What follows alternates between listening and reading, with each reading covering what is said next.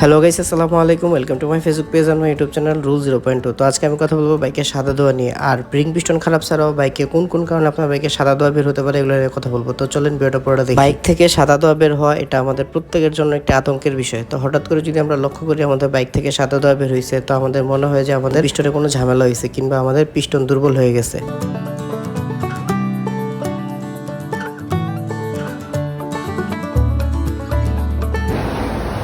এই দেখেন যে ক্লাসের বাটির কি অবস্থা, পুরোপুরি একদম দাগ পইরা পুরো অবস্থা খারাপ। এই ক্লাস বাটির এই অবস্থা থাকলে আপনি যখন গাড়ি ক্লাস ছাড়বেন তখন কিন্তু মানে গাড়িটা ধাক্কায় ধাক্কায় সামনের দিকে যাবে, হ্যাঁ, একটু প্রবলেম। তো বিশেষ করে যারা হাফ ক্লাস করে বাইক চালান তারা এই প্রবলেমের ফেস করবেন বেশি। বাইকের সমস্যা কি? দাদা গাড়ি ঘর ভরায় ধুয়ে মারে, খালি ধোয়া মারে, খালি সারা ধোয়া মারে, মনে হয় গাড়ি হাত করছে।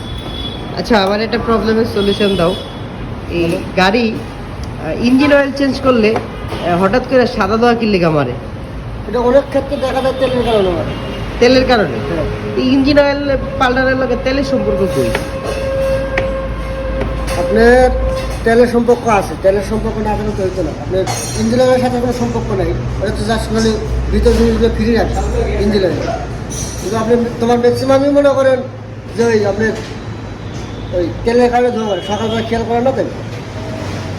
তেলে কি এমন ঝামেলা হইতে পারে যে ধোয়া মারে? কি কারণে? তেলে অনেক তেল আছে, ডিজেল মিশন থাকে, তেল আছে কেরোসিন মিশন থাকে, যার কারণে সকালবেলা তো ধোয়া মারে। এটা 2-1 মিনিট মারার পরে বন্ধ হয়ে যায়। বন্ধ হয়ে যাবে, গাড়ি ওখানে মারলে বন্ধ হয়ে যাবে, তখন আর জ্বালানি ক্ষমতাটা বাইরে যায়।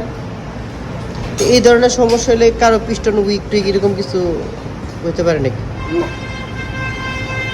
পিস্টন উইক না, ওরা মোবিল কমালে এমনি খালি ধোয়া মারে, এটা তো সম্পূর্ণ তোমার মোবিল, ধরো যে মোবিল যদি 100-200 ml কম আসে সেক্ষেত্রে কি কোনো সমস্যা? না, সেই ক্ষেত্রে কোনো সমস্যা নেই। 200 ml কম আসলেও কোনো সমস্যা নেই।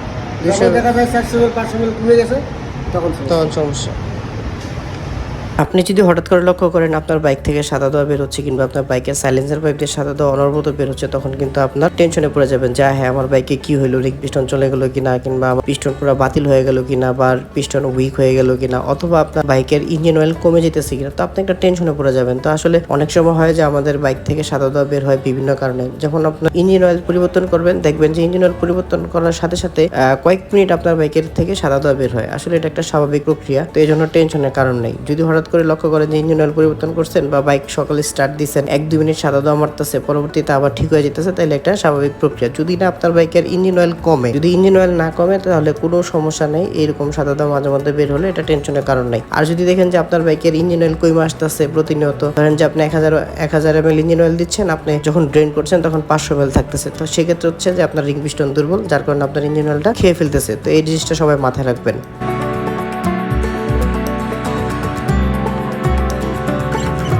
আর রিং পিস্টন দুর্বল নিয়ে কিংবা ইঞ্জিন অয়েল খেয়ে ফেলা যে সমস্ত বাইকগুলো আছে, সেক্ষেত্রে ওই বাইকগুলো কিন্তু ওই অবস্থায় চালানো উচিত না। তখন উচিত যে আপনার অতি দ্রুত আপনার বাইকের রিং পিস্টন পরিবর্তন করে ফেলা, অবশ্যই সিলিন্ডার সহ পরিবর্তন করবেন। তা না হলে কিন্তু রিং পিস্টন আবার চলে যাবে, কারণ সিলিন্ডারটার মাঝখানে যে পিস্টনটা খেলে ওটা কিন্তু আস্তে আস্তে ক্ষয় হয়ে যায়। রিং পিস্টন যখন পরিবর্তন করেন, যখন সিলিন্ডার না করলে তখন কিন্তু প্রবলেমটা আবার থেকে যাবে।